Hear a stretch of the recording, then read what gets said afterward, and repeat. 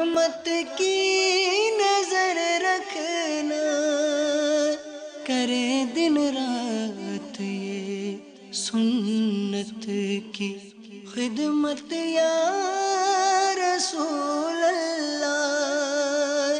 الحمد للہ رب العالمین والصلاة والسلام على سید المرسلین، اما بعد فاعوذ باللہ من الشیطان الرجیم، بسم اللہ الرحمن الرحیم۔ الصلاة والسلام علیک یا رسول اللہ وعلى آلک واصحابک یا حبیب اللہ۔ الصلاة والسلام علیک یا نبی اللہ وعلى آلک واصحابک یا نور اللہ۔ میٹھے میٹھے اسلامی بھائیوں اور اسلامی بہنوں، الحمدللہ عز وجل خالق کائنات جل جلالہ کی زمین پر عشق رسول صلی اللہ تعالی علیہ وآلہ وسلم کا مدنی جام تقسیم کرنے والے ایسے مرد کامل اب بھی موجود ہیں جو فیشن کی آفت میں گرفتار لوگوں کو پیارے مصطفیٰ صلی اللہ تعالی علیہ وآلہ وسلم کی سنت کریمہ کا اسیر بنانے کے خواہاں ہیں۔ یہ اللہ عز و جل کا خاص کرم ہے کہ اس نے ہمیں اس پرفتن دور میں تبلیغ قرآن و سنت کی عالمگیر غیر سیاسی تحریک دعوت اسلامی کا مدنی ماحول اور شیخ طریقت امیر اہل سنت ابو بلال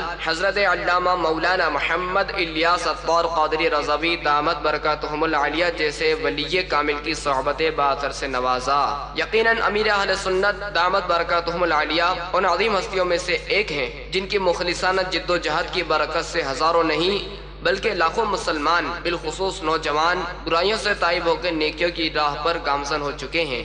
الحمدللہ عز و جل بلا مبالغہ امیر اہل سنت دامت برکاتہم العالیہ نے اپنے سنتوں پر بیانات کے ذریعے لاکھوں مسلمانوں کے دلوں میں مدنی انقلاب برپا کر دیا۔ لہذا تمام اسلامی بھائی اور اسلامی بہنیں اس بیان کو توجہ کے ساتھ سماعت فرمائیں۔ الحمدللہ رب العالمین والصلاة والسلام علی سید المرسلین، اما بعد فاعوذ باللہ من الشیطان الرجیم، بسم اللہ الرحمن الرحیم۔ الصلاة والسلام علیک یا رسول اللہ وعلی آلک واصحابک یا حبیب اللہ۔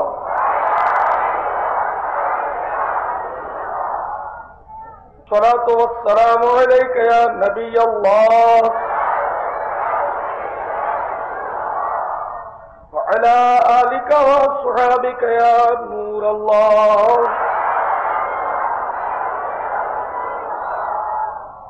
اگر گناہوں کی بیماری جان نہیں چھوڑتی تو آج میں آپ کی خدمت میں کوشش کروں گا کہ اپنی اصلاح کرنے کا کوئی نسخہ تجویز کیا جائے۔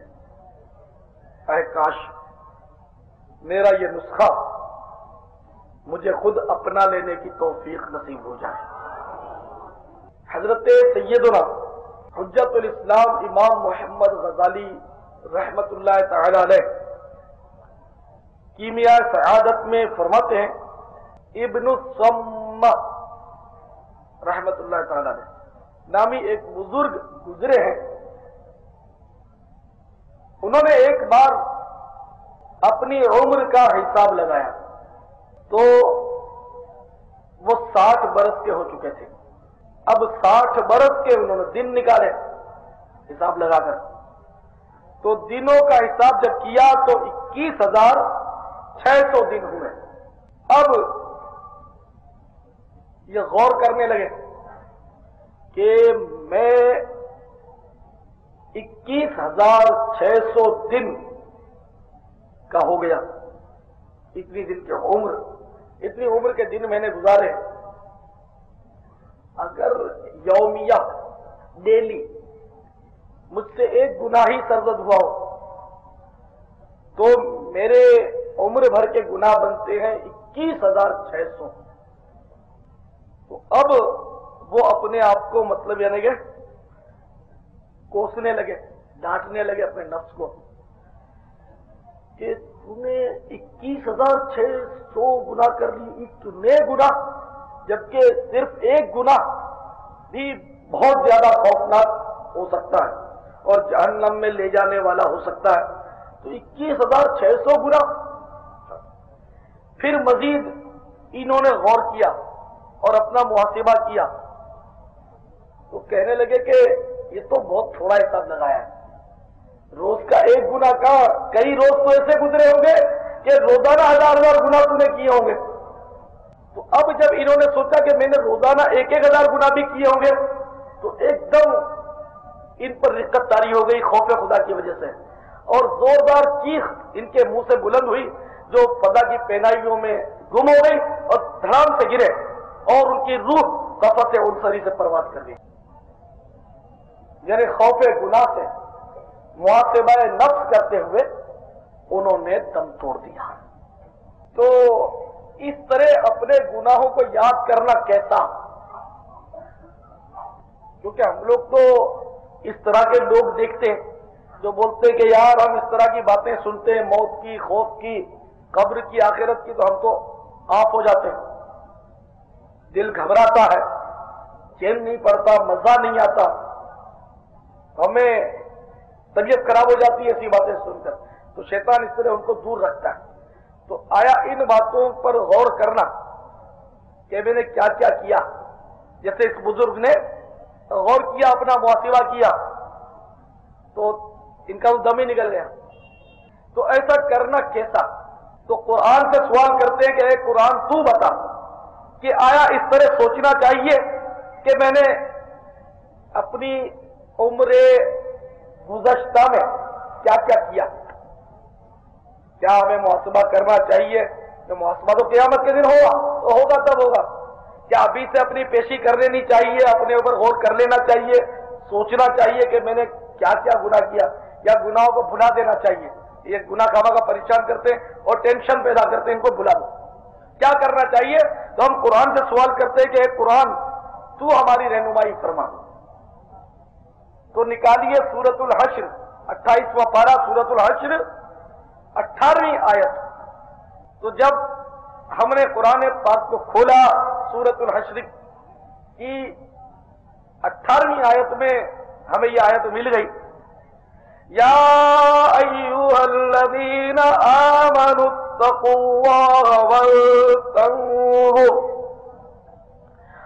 ولتنظر نفس ما قدمت لغد. ترجمہ کنز الایمان، اے ایمان والو اللہ عز و جل سے ڈرو اور ہر جان دیکھے کہ کل کے لیے کیا آگے بھیجا، قیامت کے لیے کیا آگے بھیجا. یعنی ہم نے اپنی زندگی میں گزشتہ دنوں میں کیا کام کیا، اس کو دیکھیں. کل کے لیے کیا بھیجا، کل سے مراد قیامت ہے. اچھے اعمال کل کے لیے بھیجے ہیں یا برے اعمال بھیجے ہیں، یہ بندہ دیکھے، یعنی اپنے نفس کا محاسبہ کرے. وَلْتَنْظُرْ نَفْسٌ مَا قَدَّمَتْ لِغَدٍ، اور ہر جان دیکھے کل کے لیے کیا آگے بھیجا.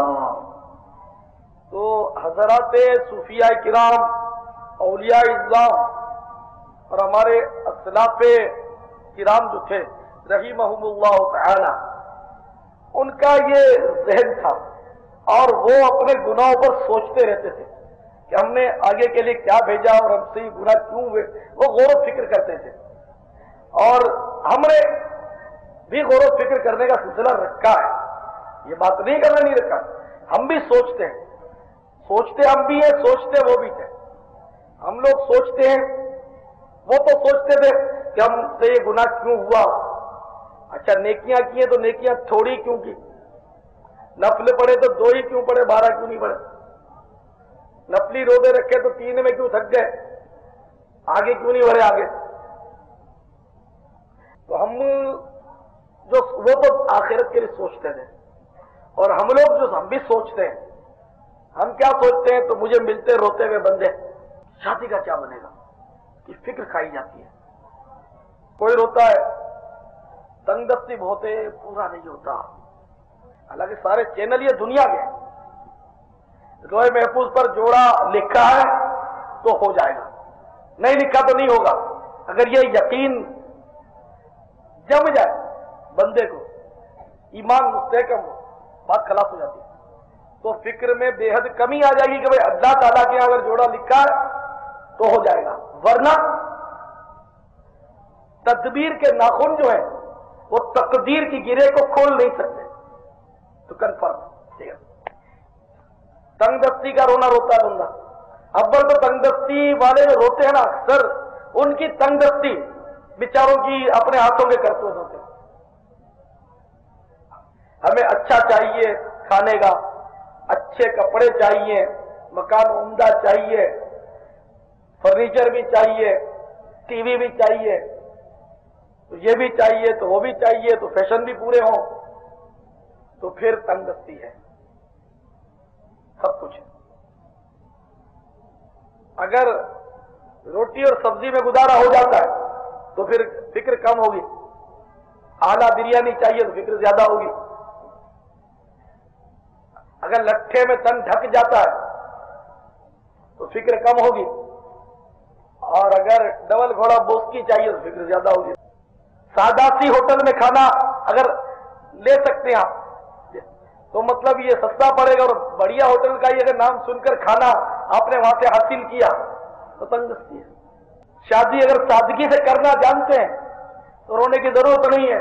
اب ٹپ ٹاپ چاہیے, فنکشن بھی چاہیے, اور سارے حساب کتاب مطلب رسم و رواج چاہیے, اور مہندیاں بھی ہوں اور منگنیاں بھی مطلب دھوم دھام سے ہو, ڈھول بھی بجے اور ناچ رنگ بھی ہو, تو تنگ دستی ہے. سیدھی بات ہے. تو مطلب ہم جو فکریں کرتے ہیں میرے میٹھے میٹھے اسلامی بھائیوں, اس کا تعلق جو ہے وہ محض دنیا سے ہوتا ہے, آخرت سے اب سوچنے کا تعلق نہیں ہے. اللہ ماشاء اللہ کوئی لاکھوں میں ہو کہ جس کو یہ فکر کھائے جا رہی ہو کہ میرے ایمان کا کیا بنے گا, پتہ نہیں میرا ایمان پر خاتمہ ہوگا یا نہیں. یا کسی نے قرآن کی یہ آیت سن لی کہ قرآن میں یہ فرمایا گیا وَامْتَازُوا الْيَوْمَ أَيُّهَا الْمُجْرِمُونَ, آج کے روز یعنی قیامت کے روز مجرموں کو کہا جائے گا تم الگ الگ پھٹ جاؤ الگ. تو پھر مزید مطلب یہ روایت بھی سن لی کہ قیامت کے روز کہا جائے گا کہ 1000 میں سے 999 مجرموں کو الگ کر دو. قیامت کے دن یہ بتایا جائے گا کہ 1000 میں سے 999 مجرموں کو الگ الگ کر دو. تو اب بچہ ایک, فی 1000 ایک بندہ نیکوں میں رہا اور 999 مجرموں میں گئے. یہ ہے روایتیں ہے نا. تو اب بندہ اگر اس فکر میں پڑ جائے کہ یار اپنے تو یہ بھی گناہ کرتے ہیں, اپنا تو وہ بھی گناہ ہے, جھوٹ بھی بولتے ہیں, گالی بھی بیچ دیتے ہیں, نماز بھی قضا ہو جاتی ہے, فلمیں بھی دیکھتے ہیں, ڈرامے بھی دیکھتے ہیں, گانے بھی سنتے ہیں, تصویروں کی ابھی شوق ہے, VCR بھی ہے. اب یہ کہ بندہ غور کرے کہ یار 999 مجرموں میں تو میں تو غالباً سر فہرست رہوں گا کہ میرے تو اتنے اتنے گناہ روز کے ہیں. تو یہ سوچ اگر ہو تو خدا کی قسم بہت بڑی بات ہے, اور جس کی یہ سوچ ہوگی وہ آٹومیٹک گناہوں سے بچنا شروع ہو جائے گا. لیکن یہ سوچ تو نہیں نا, وہ تو سوچنے والے چلے گئے جو نیک تھے پھر بھی سوچتے تھے. ایک بزرگ سخت سردیوں کی رات گزر رہے تھے کہیں سے, تو ایک جگہ ایک پھٹے پرانے کپڑے میں ملبوس ایک شخص کھڑا تھا.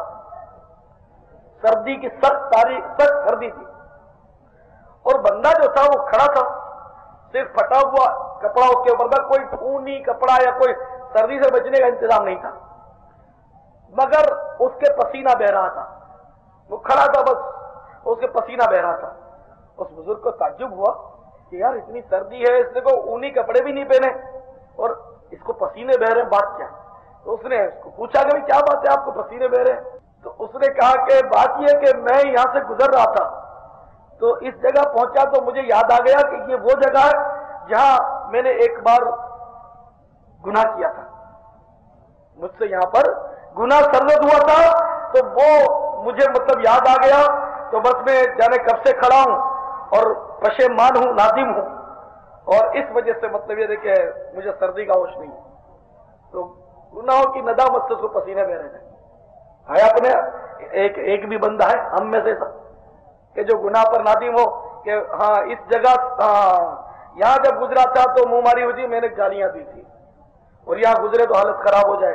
اچھا وہاں ہاں اس جگہ سے گزرا تھا تو میں نے ایک کو تھپڑ مارا تھا, اب کیا ہوگا تھپڑ مارنے سے تو مسئلہ زیادہ خراب ہو گیا کہ حق العبد، گالیوں میں بھی حق العبد تلف ہوا کہ بندے کا دل ہم نے دکھایا، کسی کو ظلمن ہم نے تھپڑ مار دیا، تو اب تو اللہ بھی معاف نہیں کرے گا، تو مارے گئے نے جس کو تھپڑ مارا اس کو راضی کرنا پڑے گا۔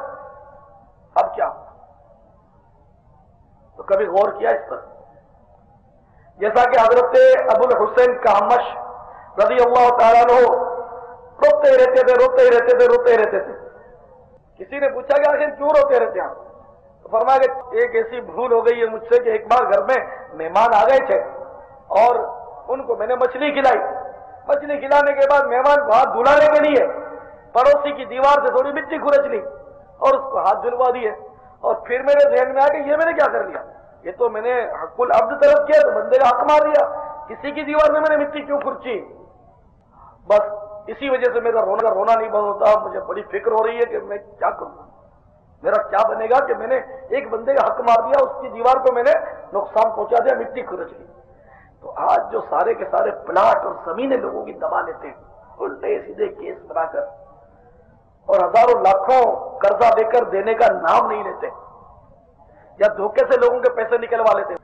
وَلْتَنظُرْ نَفْسٌ مَا قَدَّمَتْ لِغَدٍ، اور ہر جان دیکھے کل کے لیے کیا آگے بھیجا۔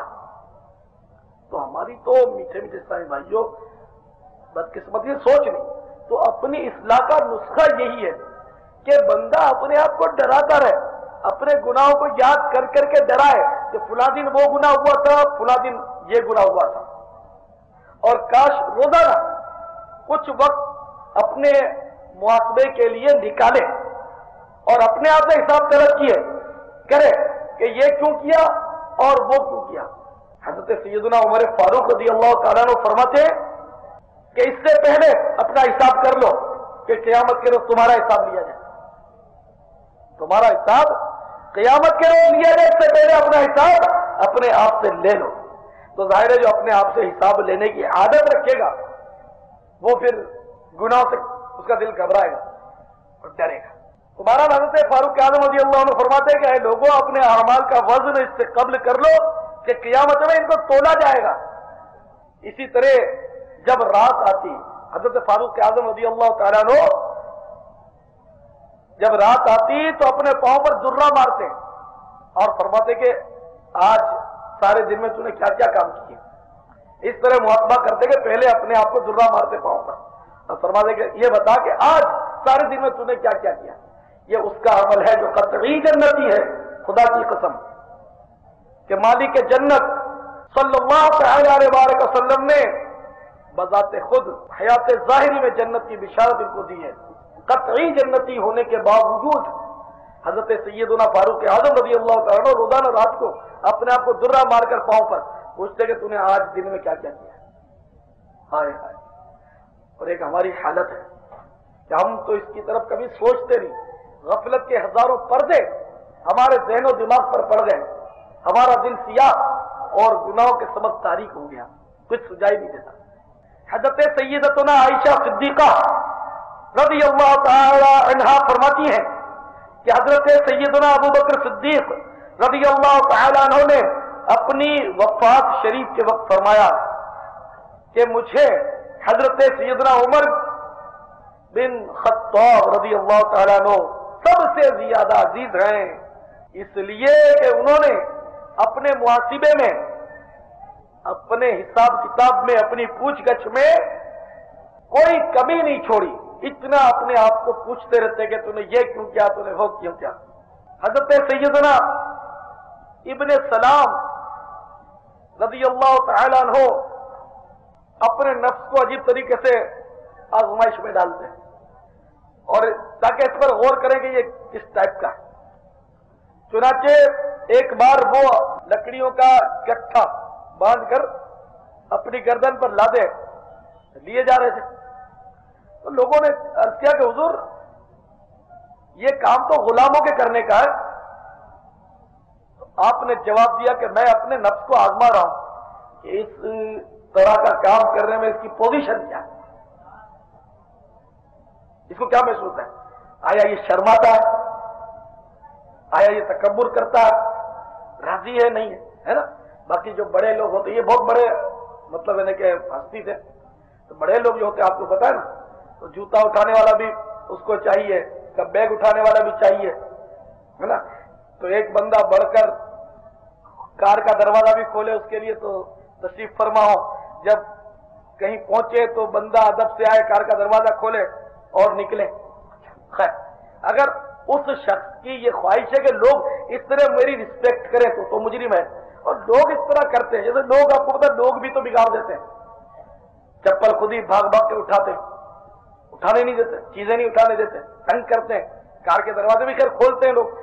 اب اپنے دل پر بندہ غور کرے کہ یہ جو عزتیں ہو رہی ہیں تو اس کی وجہ سے تیری کیا پوزیشن، تو پھولے جا رہا ہے یا خدا سے ڈر رہا ہے، یہ اپنے آپ پر بندہ غور کرے. کسی کے ساتھ ایسا ہو تو اس شخص کے بارے میں ہمیں بدگمانی نہیں کرنی چاہیے، تو ہو سکتا ہے یہ اس کا اپنا قصور نہ ہو، لوگ اس طرح کرتے ہیں، ہے نا. اچھا خیر، تو بہرحال بزرگان دین اپنے آپ کو اس طرح آزمائش میں ڈالتے تھے. حضرت سیدنا انس رضی اللہ تعالیٰ عنہ فرماتے ہیں کہ میں نے ایک مرتبہ امیر المؤمنین حضرت سیدنا عمر فاروق رضی اللہ تعالیٰ عنہ کو ایک باغ کی دیوار کے نیچے دیکھا. وہ اپنے نفس سے فرما رہے تھے، واہ واہ، لوگ تجھے امیر المومنین کہتے ہیں اور خدا کی قسم تو اللہ سے نہیں ڈرتا. اے نفس کہیں ایسا نہ ہو کہ تو اللہ کے عذاب میں گرفتار ہو جائے. آئے آئے، ہے نا. تجھے حضرت صاحب کہتے ہیں، تجھے پیر صاحب کہتے ہیں، تجھے محترم کہتے ہیں، لوگ تجھے حضور کہہ کر یاد کرتے ہیں، لوگ تجھے امیر کہہ کر مخاطب ہوتے ہیں، مگر تو اس کی وجہ سے پھولتا جا رہا ہے. تجھے اللہ سے ڈرنا چاہیے. یعنی ایمان سے بہت بڑی عبرت ہے ان لوگوں کے لیے جو اپنے منہ سے تعریف کرواتے ہیں. کوئی اپنے آپ کو حافظ لکھتا ہے، کوئی اپنے آپ کو قاری لکھتا ہے. مجھے تو وہ سید بھی ملے ہیں جو اپنے آپ کو سید نہیں لکھتے، ظاہر ہی نہیں کرتے کہ ہم سید ہیں. یعنی ایسے القاب استعمال کرنا کہ لوگ ادب کریں، اس میں بڑا امتحان ہے، بڑی آزمائش ہے.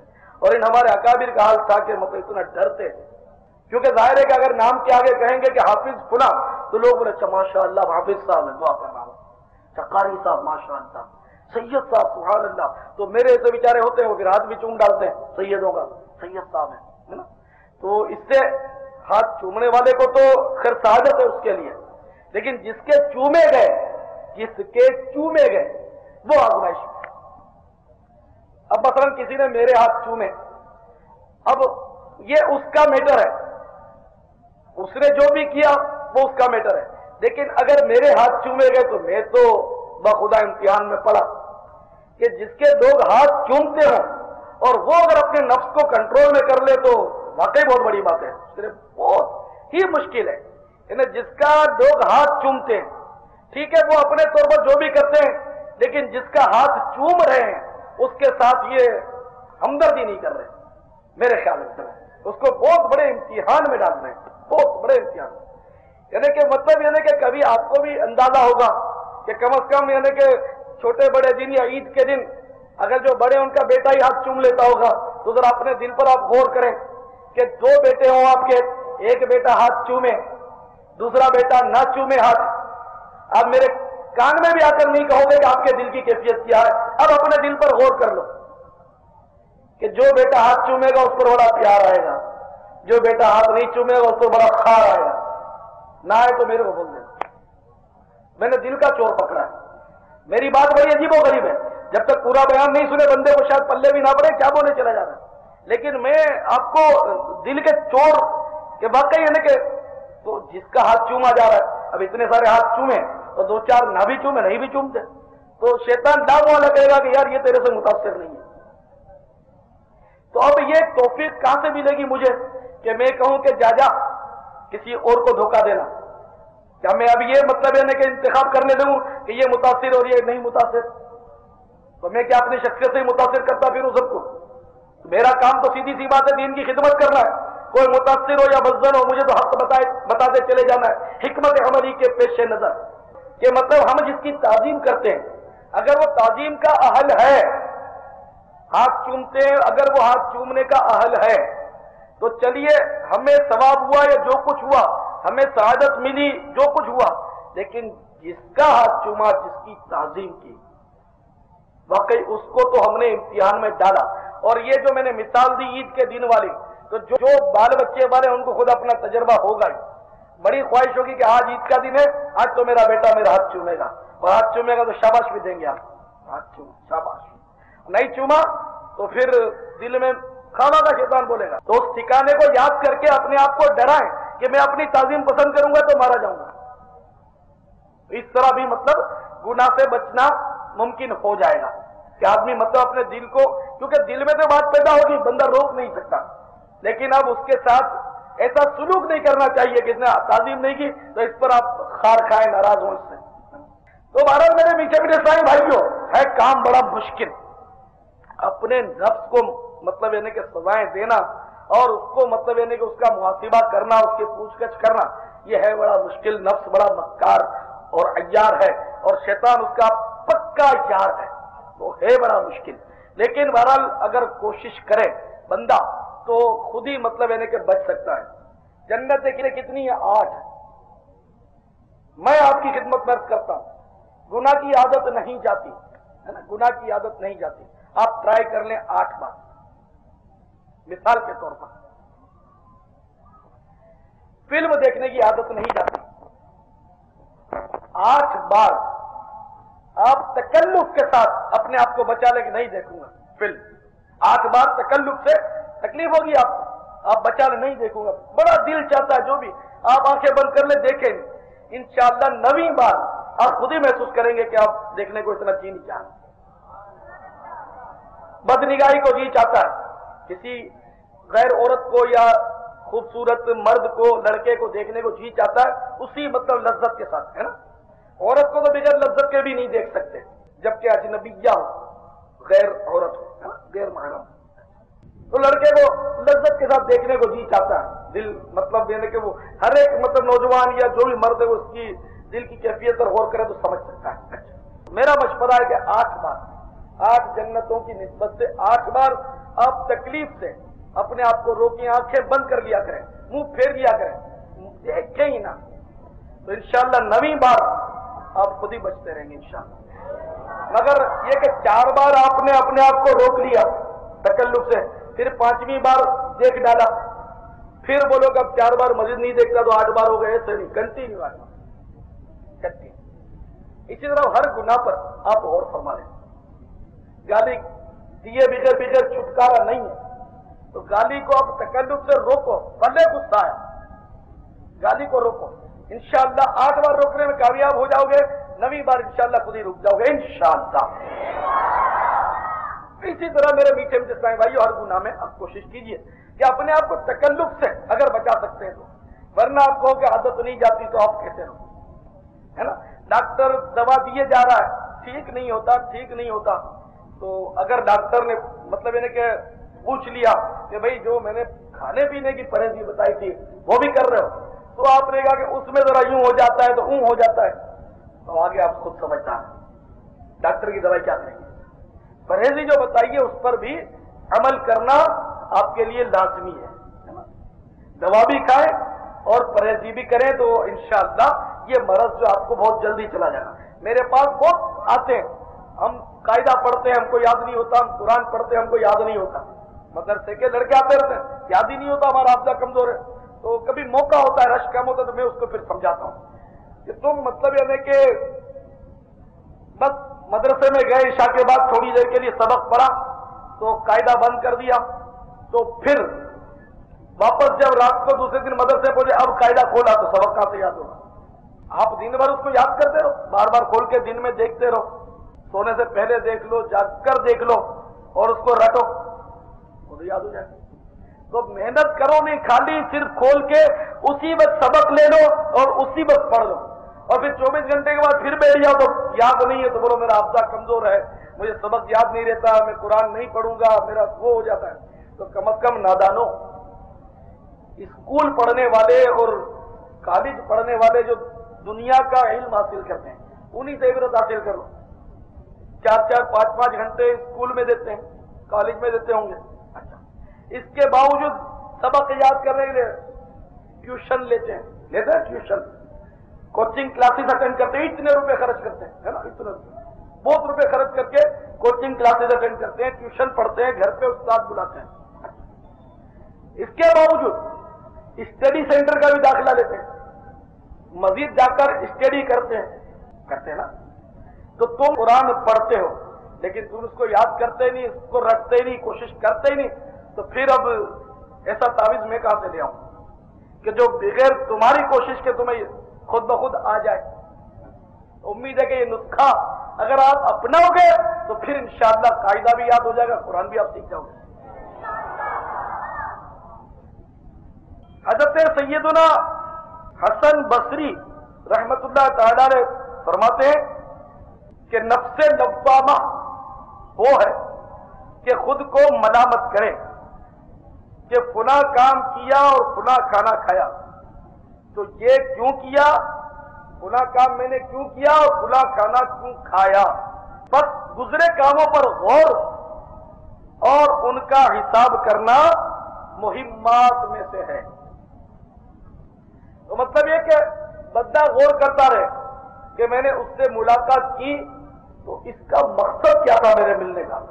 آیا میں نے اس لیے ملاقات کی کہ یہ نیک بندہ ہے، اس لیے ملاقات کی کہ یہ اللہ والا ہے، اس لیے ملاقات کی کہ یہ عاشق رسول ہے صلی اللہ علیہ وسلم، اس لیے ملاقات کی کہ اس کو دیکھنے سے خدا یاد آتا ہے، آخرت کے عمل میں مطلب رغبت ہوتی ہے.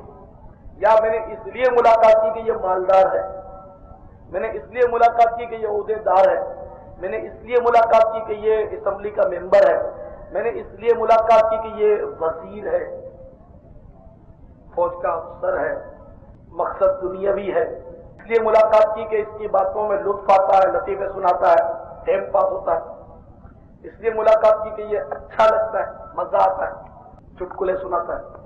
تو غور کرے کہ اس سے کیوں ملا. اب اگر اس سے ملنا محض اللہ کے لیے تھا تو واقعی سعادت تھی کہ نیک لوگوں سے ملنا، نیک لوگوں کی زیارت، یہ عین سعادت ہے. اور اگر اپنے نفس کے لیے ملا تھا، غرض و غایت سے مراد آخرت، اس کا اصول نہیں تھا، اللہ کی رضا جوئی نہیں تھی، مقصد اپنا تلطف تھا، نفسانیت تھی. آگے آپ غور کرتے ہیں یہ کیا ہوا. فلاں کھانا کھایا تو کیوں کھایا، آیا بھوک لگی اس لیے کھایا یا ویسے ہی چٹخارے کے لیے کھایا، اس پر غور کر لیں. تو ویسے ہی بغیر بھوک کے جو کھانا کھاتا ہے نا، رونے، یہ تو بہت لوگ بولتے ہیں کہ مجھے رونا نہیں آتا، تو وہ غور فرما لیں. یوں بھی بولتے ہیں عبادت میں دل نہیں لگتا، نماز میں مزہ نہیں آتا، تو وہ اس طرح کے صحیح بھائی غور فرما لیں کہ اس کی وجوہات میں سے یہ بھی ہے کہ بغیر بھوک کے کھانا یہ دل کو سخت کرتا ہے. بغیر بھوک کے کھانا، یہ جو بچر بچر کرتے رہتے ہیں نا، کبھی یہ کھچڑے کے ٹھیلے پر کھڑے ہیں تو کبھی وہ آلو چھولے کے چٹخارے لیے جا رہے ہیں، تو کبھی دہی بڑے مزے لے کر کھا رہے ہیں. تو مطلب یہ کہ آپ نے یہ کھایا تو اس پر کاش غور کر لیتے. ہم لوگ اس پر کہ اس طرح کا کھاتے ہیں تو غور کر لیں کہ ہم نے کس لیے کھایا.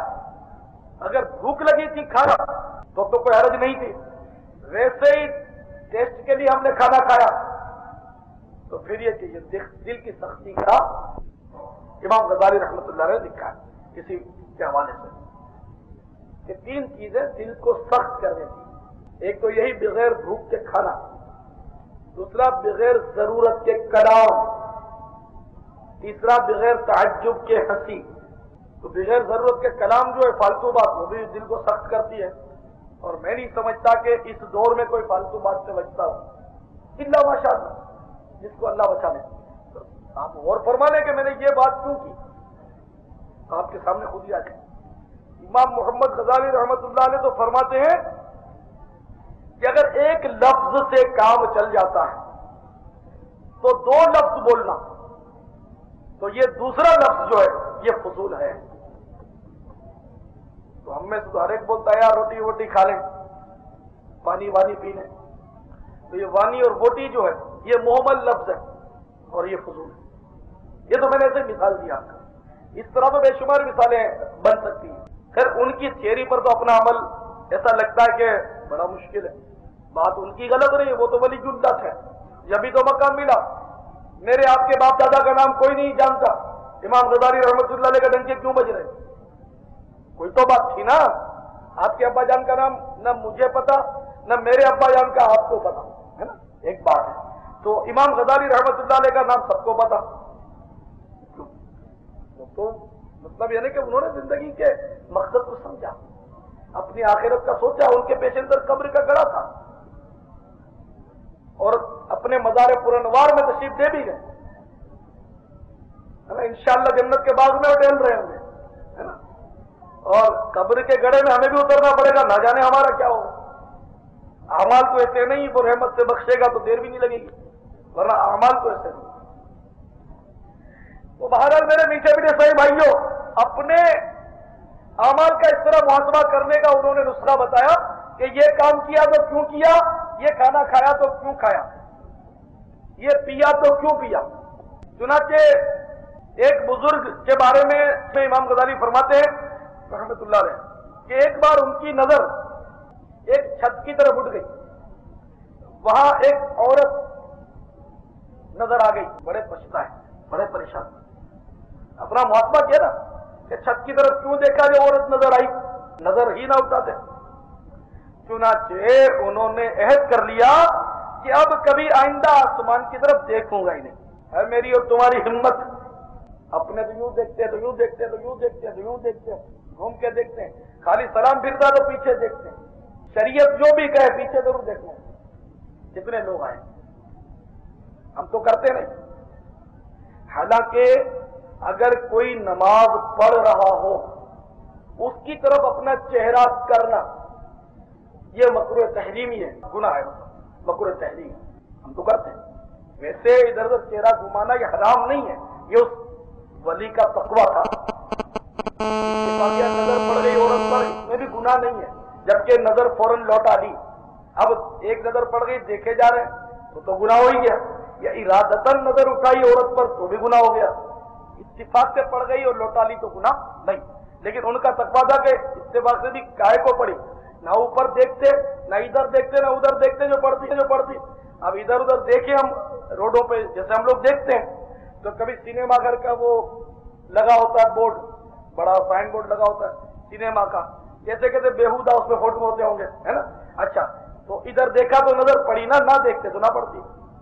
हज़रत सैयदना यहया बिन ज़करिया अलैहिस्सलाम एक बार मतलब तशरीफ लिए जा रहे थे, आप एक औरत से टकरा गए, तो लोगों ने घेर लिया और पूछा कि हजरत ये आपने क्या किया?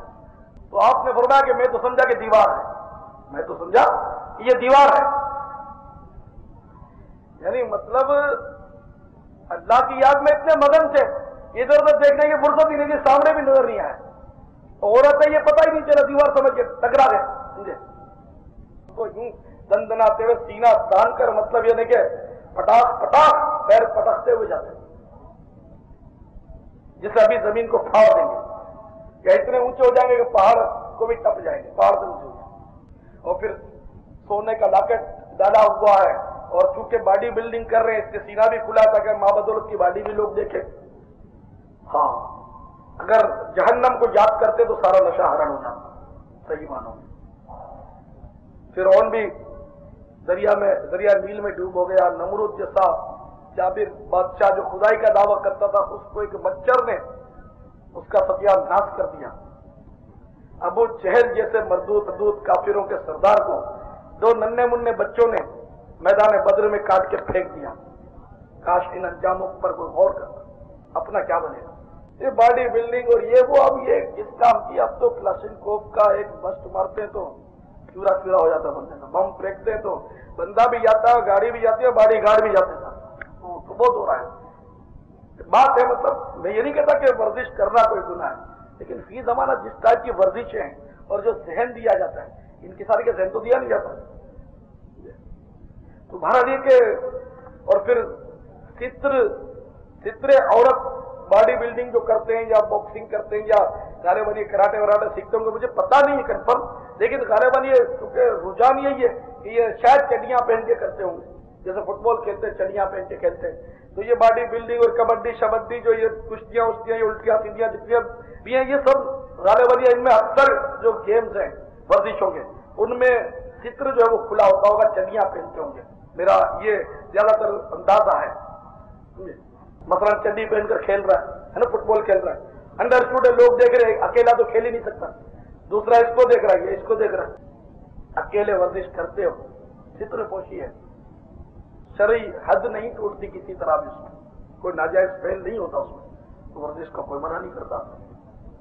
اسی طرح کشتی کرنے والے، کبڈی کرنے کے شوقین یا ان کو دیکھنے کے شوقین خود غور فرما لیں، فی زمانہ بہرحال ستر پوشی نہیں ہے غالباً اس طرح کے گیمز میں، اور مطلب یہ ہے کہ بہت خرابیاں در خرابیاں اور خرابیاں در خرابیاں، خرابیوں کا مجموعہ ہر جگہ نظر آ رہا ہے۔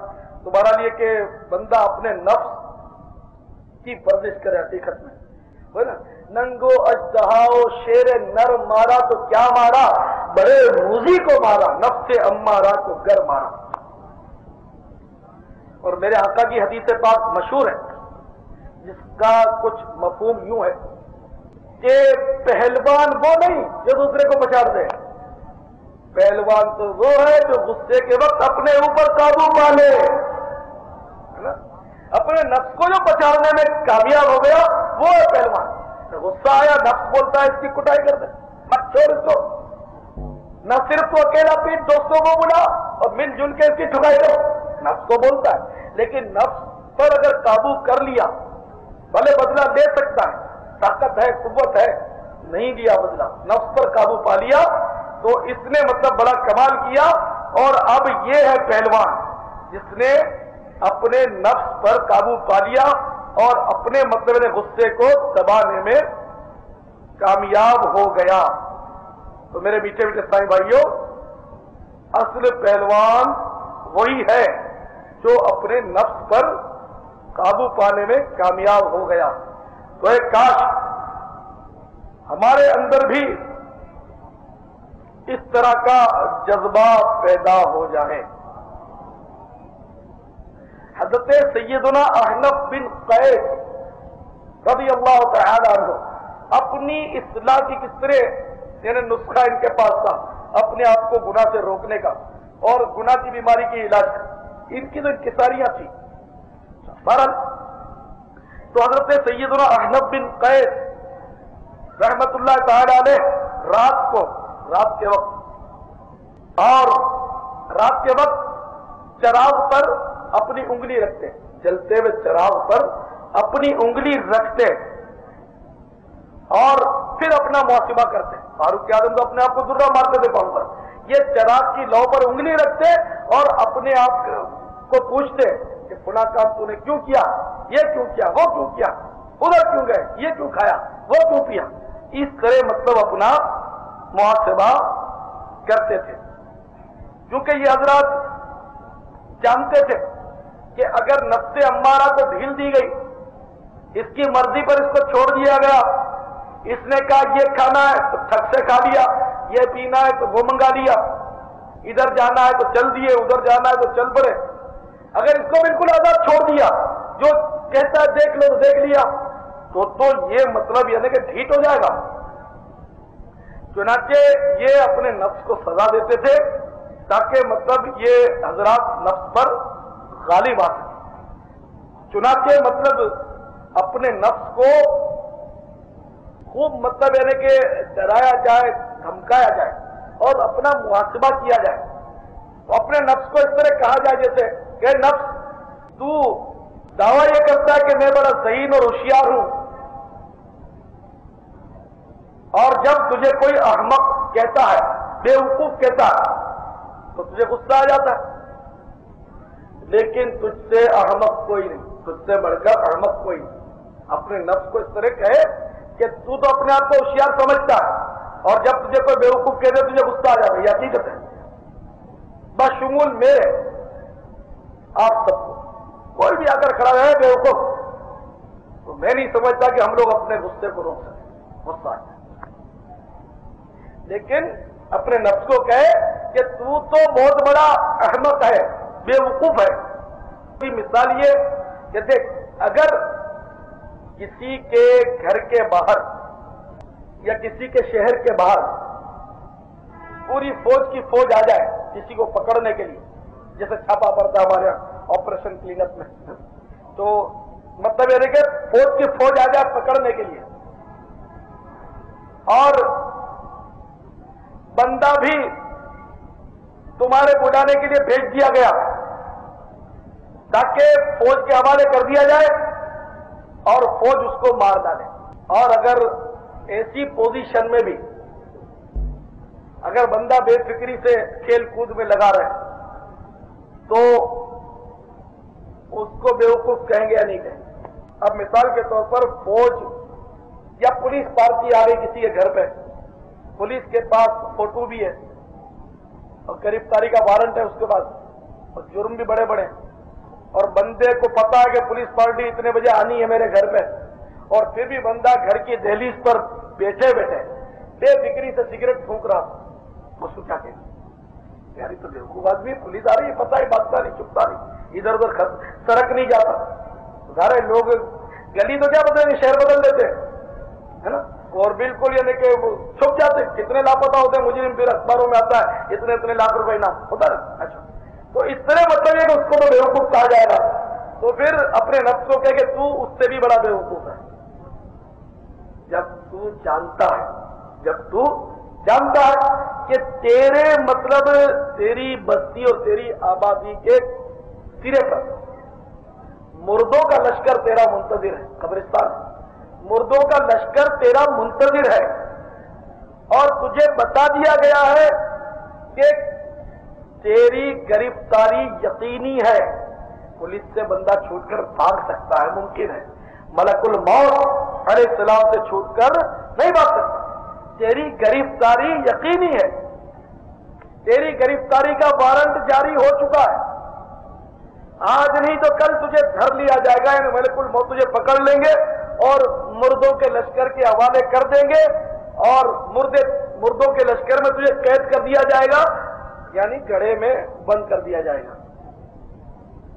کے باوجود تو مطلب یعنی کہ اس قدر غفلت کرتا ہے، کھیل کود میں لگا ہے، گالیاں بک رہا ہے، اس کی ٹھکائی کر رہا ہے، اس کی پٹائی کر رہا ہے، اس کو اسلحہ دکھا رہا ہے، فلم دیکھتا ہے، ڈرامہ دیکھتا ہے، کبھی بےہودہ عورتوں کے ساتھ گھومتا ہے، کبھی بدنگاہی کرتا ہے، کبھی چوری کرتا ہے، کبھی ڈاکہ ڈالتا ہے، تو تجھ سے بڑھ کر بے وقوف اور احمق قوم کبھی داڑھی منڈا کر یہودیوں جیسی شکل بنا لیتا ہے، حالانکہ جس کا کلمہ تو نے پڑھا وہ فرما چکے کہ داڑھی مونچھوں کو پست کرو، داڑھیوں کو معاف رکھو، اور یہودیوں کسی صورت مت بنو، تو تیری مت ماری گئی ہے، تیری عقل برباد ہو گئی ہے کہ تو مطلب جن پر ایمان لایا ان کے دشمنوں جیسی شکلیں بناتا ہے، حالانکہ مردوں کا لشکر تیرا منتظر ہے، گرفتاری کا وارنٹ آ چکا، پھر بھی تجھے ہوش نہیں آتا، تجھ سے بڑھ کر احمق اور بیوقوف کوئی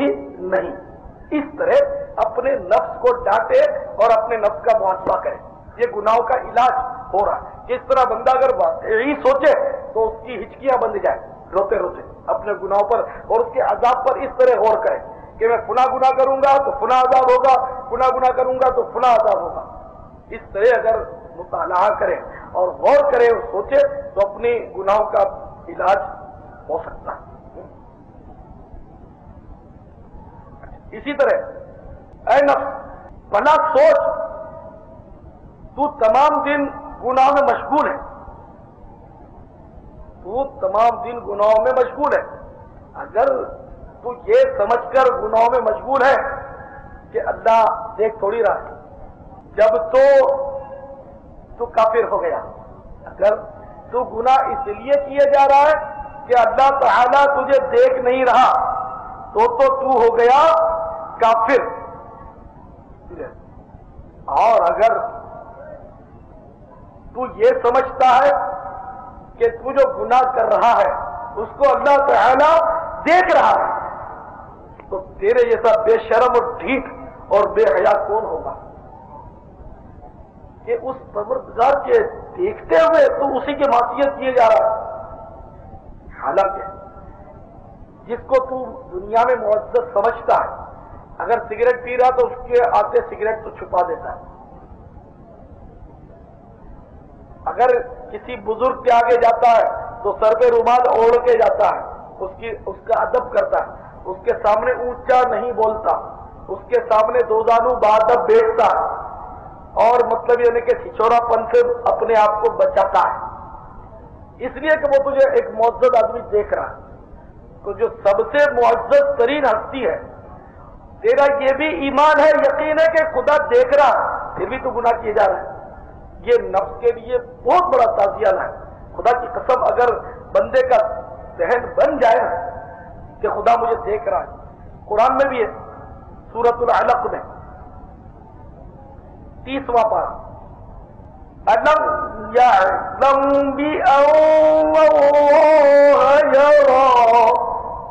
ترجمہ کنز ایمان, کیا نہ جانا کہ اللہ دیکھ رہا ہے؟ تو اللہ تعالی دیکھ رہا. اگر یہ ذہن میں آ جائے تو بڑی بات ہے. چنانچہ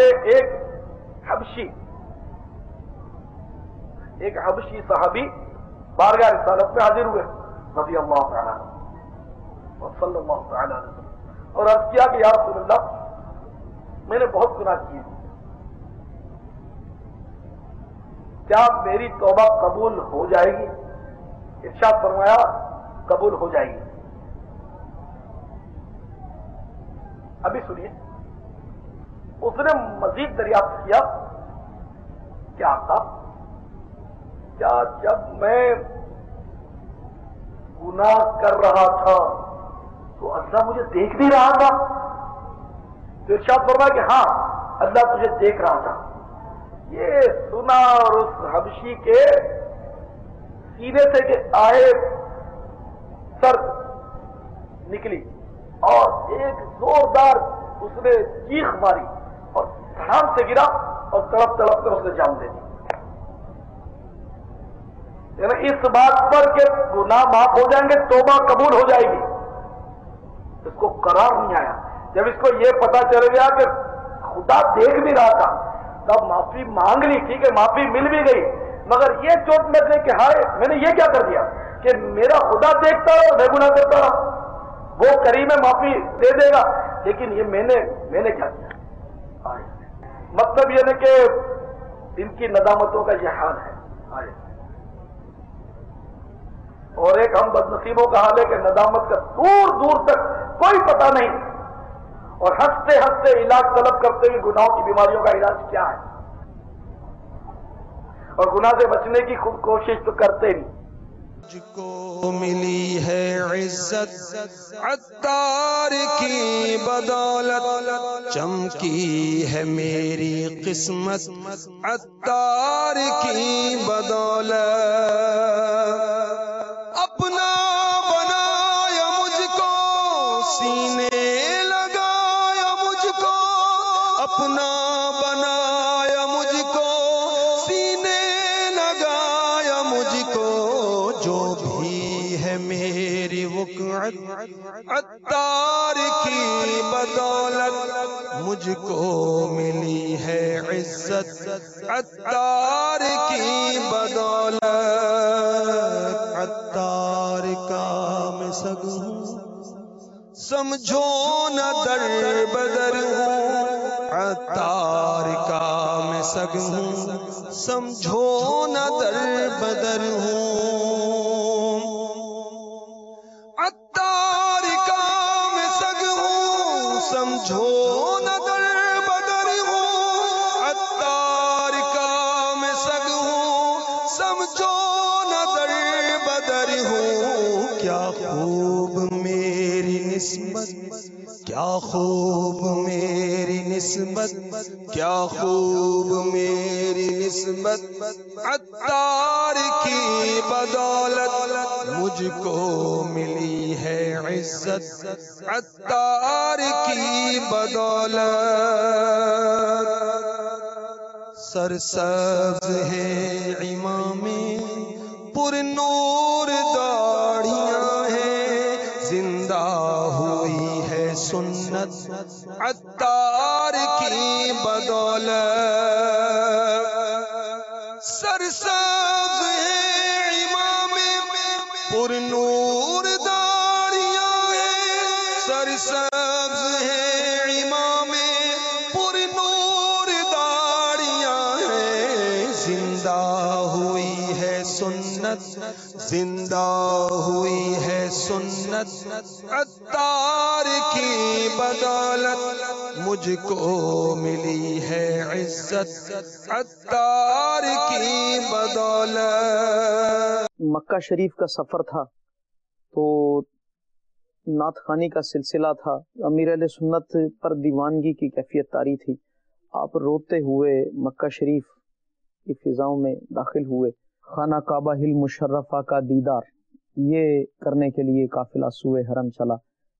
جبل ابی قبیس کے نیچے یہ قافلہ جب پہنچا تو امیر اہل سنت نے الحمدللہ اپنے دست شفقت سے اسلامی بھائیوں کو مسجد الحرام شریف کی زیارت کروانا شروع کی۔ اللہ اکبر، جب آپ کے نرم و گداز ہاتھ وہ سر پر پڑے اور مرشد نے جب مسجد الحرام شریف دکھائی تو کیا کہنے، ایک نور تھا جو وہاں برس رہا تھا، لیکن نگاہ مرشد سے دیکھنے کا مزہ ہی کچھ اور تھا۔ قافلہ جو تھا وہ آہستہ آہستہ آہستہ نگاہیں جھکائے اپنے مرشد کے پیچھے پیچھے یہ خانہ کعبہ المشرفہ کے دیدار کے لیے چل رہا ہے۔ تو امیر اہل سنت دامت برکاتہم العالیہ کی جب حاضری ہوئی اور آپ مطاف شریف میں اترے تو دنیا و مافیہا سے بے خبر، اب آپ ایسے لگتا تھا جیسے کسی کو پہچانتے نہیں۔ حجر اسود کے استلام سے طواف شروع ہوا، اب پیارے مرشد کے قدم شریف جو ہیں وہ اٹھنا شروع ہوئے اور خانہ کعبہ المشرفہ کے ارد گرد طواف کا سلسلہ ہے۔ مخصوص انداز میں امیر علیہ سنت جب استلام فرماتے تو ایک کیفیت ہی کچھ اور تھی امیر علیہ سنت کی۔ الحمدللہ امیر علیہ سنت کو انتہا کا عبادت گزار پایا۔ مرشد گرامی اپنے ساتھ مجھ جیسے گناہ گاروں کو بھی لیے مینا شریف کی طرف روانہ ہوئے۔ مینا شریف میں قیام تھا تو یمن سے آئے ہوئے اسلامی بھائیوں نے بھی امیر علیہ سنت کو اپنے یہاں آنے کی یمنی خیموں میں دعوت پیش کی۔ تو یاد ہے کہ امیر علیہ سنت جب وہاں تشریف لے کر گئے تو اہلم و سہلن مرحبا کے نعرے تھے، وہاں ایک حسنی حسینی سید تھے تو انہوں نے امیر علیہ سنت کا استقبال فرمایا اور امیر علیہ سنت کو انہوں نے اپنے ساتھ مسند پہ بٹھایا۔